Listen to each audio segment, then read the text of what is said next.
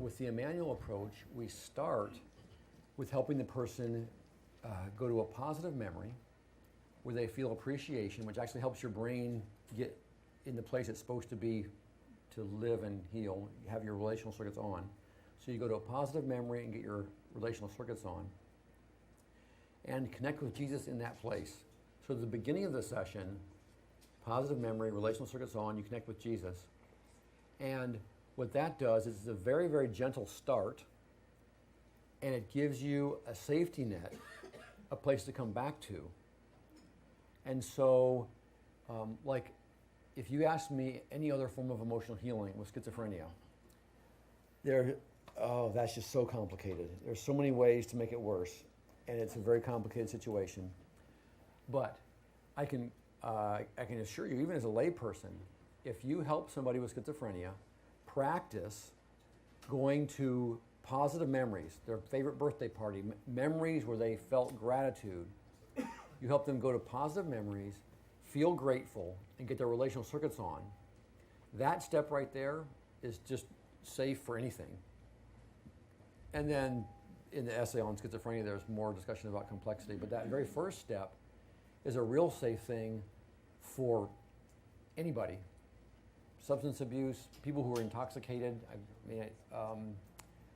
schizophrenic, psychotic, all kinds of stuff. And for most of the mental illnesses, the next step of helping them connect with Jesus, you do that at the beginning. And then if you have trouble, you can come back to that place as a safety net. So that's a real short summary about a couple of the key pieces that I think make this a healing resource that the average layperson can use, even with folks who have mental illnesses, because there's a built into the process, if you do it as we beg you to do it, there's a way to get the plane back on the ground safely. And we talk about that. There's no guarantee that the average layperson will be able to figure it out or troubleshoot. There's complicated things that can happen.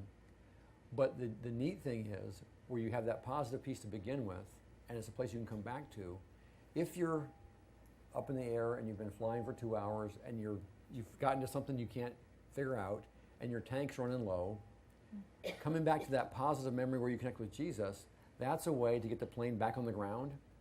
And then you can say, well, I don't know what happened there, and find a mental health professional, someone who can consult, somebody who knows more, and ask them what to do next. But at least you got the plane back on the ground safely during your prayer time with your friend or your spouse or your prayer team or your small group, whatever.